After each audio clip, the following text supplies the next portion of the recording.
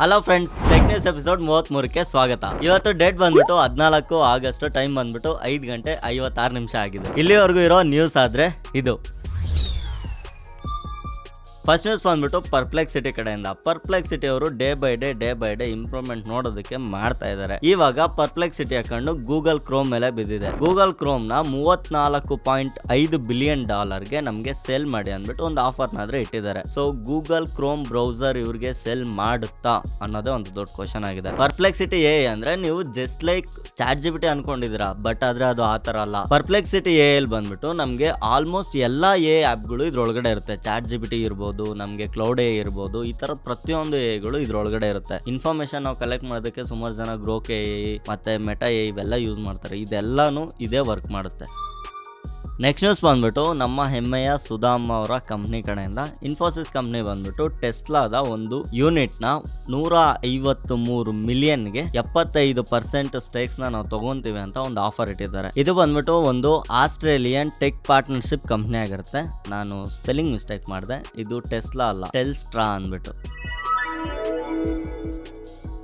ಇವತ್ತಿನ deal of the day ನೋಡ್ಕೊಂಡ್ರೆ fast track ಬೇರ್ ಬೇಸಿಸ್ ಅಂದ್ಬಿಟ್ಟು ಒಂದು ವಾಚ್ ಇದೆ. ಇದು ಪರ್ಸನಲ್ ಆಗಿ ನನ್ನ ಫೇವ್ರೇಟ್ ವಾಚ್ ಇದು. ಸೊ ನಾರ್ಮಲ್ ಆಗಿ ವಾಚ್ ಅರೌಂಡ್ 1300 ಪ್ರೈಸ್ ರೇಂಜ್ ಬರೋ ವಾಚ್ ಇದು. ಜಸ್ಟ್ ಇವಾಗ ನಮಗೆ 976 ರುಪೀಸ್ಗೆ ಅಮೆಝಾನ್ ಅಲ್ಲಿ ಅವೈಲೇಬಲ್ ಇದೆ. ಇದ್ರ ಲಿಂಕ್ ನಾನು ಡಿಸ್ಕ್ರಿಪ್ಷನ್ ಅಲ್ಲಿ ಕೊಟ್ಟಿರ್ತೀನಿ. ನೀವು ಅಕಸ್ಮಾತ್ ಏನಾದ್ರು ಇದೇ ರೀತಿ ಹೆವಿ ಡಿಸ್ಕೌಂಟ್ಸ್ ಇರೋ ಡೀಲ್ಸ್ ಏನಾದ್ರು ಟೈಮ್ ಟು ಟೈಮ್ ಕ್ಯಾಚ್ ಮಾಡ್ಬೇಕಂದ್ರೆ ಇಲ್ಲಿರೋ QR ನ ಸ್ಕ್ಯಾನ್ ಮಾಡಿ ಅಥವಾ ಡಿಸ್ಕ್ರಿಪ್ಷನ್ ಅಲ್ಲಿರೋ ನಮ್ಮ ವಾಟ್ಸ್ಆಪ್ ಚಾನಲ್ ಲಿಂಕ್ ನ ಕ್ಲಿಕ್ ಮಾಡಿ ಜಾಯ್ನ್ ಆಗಿರಿ. ಅಲ್ಲಿ ನಾನು ಎವ್ರಿ ಮಿನಿಟ್ ಏನಾದ್ರು ಹೊಸ ಡೀಲ್ಸ್ ಏನಾದ್ರು ಬರ್ತಾ ಇದ್ರೆ, ಏನಾದ್ರು ಹೆವಿ ಡಿಸ್ಕೌಂಟ್ಸ್ ಇರೋ ಡೀಲ್ಸ್ ಏನಾದ್ರು ಇದ್ರೆ ನಾನು ಅಲ್ಲಿ ಪೋಸ್ಟ್ ಮಾಡ್ತಾ ಇರ್ತೀನಿ.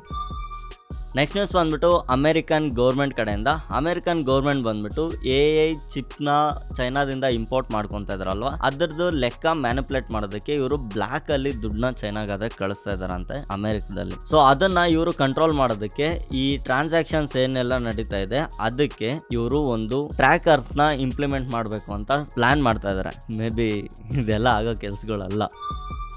ನೆಕ್ಸ್ಟ್ ನ್ಯೂಸ್ ಬಂದ್ಬಿಟ್ಟು ಅಮೆಝಾನ್ ಕಡೆಯಿಂದ. ಅಮೆಝಾನ್ ಅವರು ಕೋಟ್ಯಾಂತರ ರೂಪಾಯಿ ಬೆಲೆ ಬಾಳುವಂತಹ ನೆಕ್ಸ್ಟ್ ಜನರೇಷನ್ ಕ್ಲೌಡ್ ನ ಚಾಟ್ ಬಾಟ್ ನ ಜಸ್ಟ್ $1ಗೆ ಅಮೆರಿಕನ್ ಗೌರ್ಮೆಂಟ್ ಗೆ ಕೊಡ್ತಾ ಇದಾರಂತೆ. ಆನ್ ಡಾಕ್ಯುಮೆಂಟ್ $1 ಇರುತ್ತೆ, ಟೇಬಲ್ ಕೆಳಗಡೆ ಜಾಸ್ತಿ ಹೋಗಿರುತ್ತೆ. ಇದು ಬಂದ್ಬಿಟ್ಟು ಈ ತರ ಚೀಪ್ ಆಗಿ ಏನು ಕೊಡ್ತಾರ ಅಂದ್ರೆ ಟ್ಯಾಕ್ಸ್ ಸೇವಿಂಗ್ ಟ್ರಿಕ್ ಇದಷ್ಟೇ.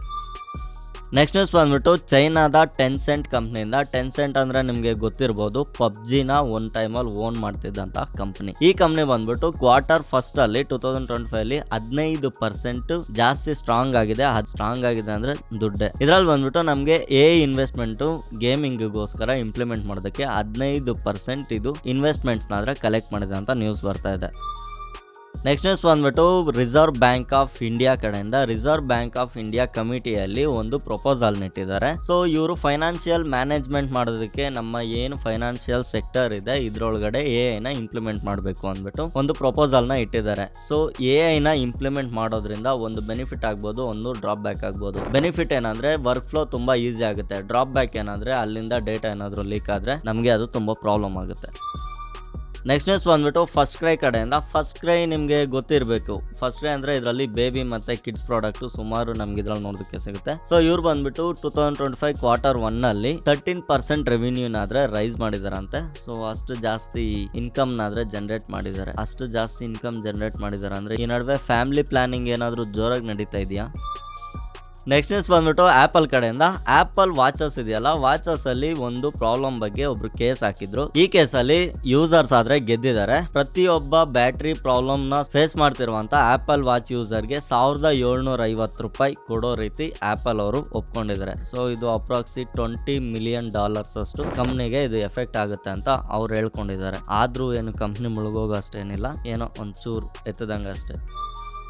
ನೆಕ್ಸ್ಟ್ ನ್ಯೂಸ್ ಬಂದ್ಬಿಟ್ಟು ಲೆನೋವೋ ಕಡೆಯಿಂದ. ಲೆನೋವೋ ಅವರು ಹೊಸದಾಗಿ ಒಂದು ಇಂಪ್ಲಿಮೆಂಟೆಡ್ ಇರುವಂತ ಬಜೆಟ್ ಟ್ಯಾಬ್ಲೆಟ್ ಆದ್ರೆ ತಗೊಂಡ್ಬರ್ತಾ ಇದ್ದಾರೆ. ಇದು ಬಂದ್ಬಿಟ್ಟು 5G ಸಪೋರ್ಟ್ ಮಾಡುತ್ತೆ ಅಂತ ಹೇಳ್ತಾ ಇದ್ದಾರೆ. ಅದಷ್ಟೇ ಅಲ್ಲದೆ Poco M7 plus smart phone ನಮಗೆ ಆಗಸ್ಟ್ 19ನೇ ತಾರೀಕು ಫ್ಲಿಪ್ಕಾರ್ಟ್ ಅಲ್ಲಿ ಸೇಲ್ಗೆ ನೋಡೋದಕ್ಕೆ ಸಿಗುತ್ತೆ. ಇದು ಸ್ಟಾರ್ಟಿಂಗ್ ಪ್ರೈಸ್ ಬಂದ್ಬಿಟ್ಟು $13,999 ಇರುತ್ತೆ. ಸೊ ದೊಡ್ಡ ಬ್ಯಾಟ್ರಿ ಅಂತ ಹೇಳ್ಕೊಂಡು ಈ ಫೋನ್ ಆದ್ರೆ ಲಾಂಚ್ ಮಾಡ್ತಾ ಇದ್ದಾರೆ.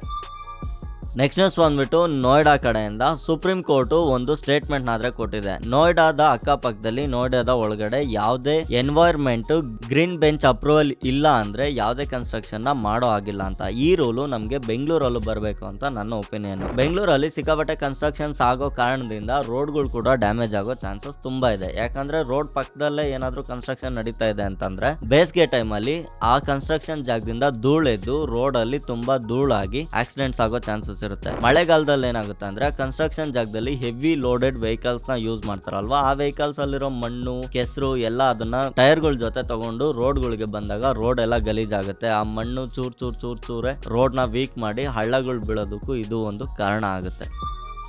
ನೆಕ್ಸ್ಟ್ ನ್ಯೂಸ್ ಬಂದ್ಬಿಟ್ಟು ಬೆಂಗಳೂರು ಬಾಣಸ್ವಾಡಿ ಕಡೆಯಿಂದ ಒಂದು ಸ್ಕೂಲ್ ಬಸ್ಸು ಫುಲ್ ಹತ್ಕೊಂಡು ಉರ್ದಿದೆ. ಸೊ ಇದನ್ನ ಉರ್ದಿದ್ಮೇಲೆ ಅದನ್ನ ಎಲ್ಲ ಬೆಂಕಿನೆಲ್ಲ ಆರಿಸಿ ನೋಡಿದ್ರೆ ಒಳಗಡೆ ಒಬ್ಬರ ಬಾಡಿ ಆದ್ರೆ ಸಿಕ್ಕಿದೆ. ಇವ್ರು ಒಳಗಡೆ ಫುಲ್ ಸುಟ್ಟು ಕರಕಲಾಗಿದ್ದಾರೆ. ಇದು ಲಾಸ್ಟ್ 4 months ಇಂದ ಯೂಸ್ ಮಾಡದೇ ಇರುವಂತ ಒಂದು ಸ್ಕೂಲ್ ಬಸ್ ಆಗಿತ್ತು. ಇದರಲ್ಲಿ ಅದು ಅನ್ಫಾರ್ಚುನೇಟ್ಲಿ ಯಾರು ಮಲಗಿದ್ರೋ ಏನೋ ಗೊತ್ತಿಲ್ಲ, 4 ತಿಂಗಳಿಂದ ಇದನ್ನ ಲೋಕಲ್ ಹುಡುಗರು ಅಡ್ಡ ಮಾಡ್ಕೊಂಡಿದ್ರು ಅಂತ ನ್ಯೂಸ್ ಆದ್ರೆ ಬರ್ತಾ ಇದೆ. ಸೊ ಈ ತರ ನಿಲ್ಸಿರೋ ಗಾಡಿಯಲ್ಲಿ ಬೆಂಕಿ ಹತ್ಕೊಳ್ಳೋದಕ್ಕೆ, ಅದು 4 ತಿಂಗಳಿಂದ ನಿಲ್ಸಿರೋ ಗಾಡಿಯಲ್ಲಿ ಬೆಂಕಿ ಹತ್ಕೊಳ್ಳೋದಕ್ಕೆ ರೀಸನ್ ಏನಿರ್ಬೋದು ಅಂತ ಇನ್ನೂ ತನಿಖೆ ನಡೀತಾ ಇದೆ. ಅದು ರಿಪೋರ್ಟ್ಸ್ ಬಂದ್ಮೇಲೆ ಅದು ನಮ್ಗೆ ಗೊತ್ತಾಗುತ್ತೆ.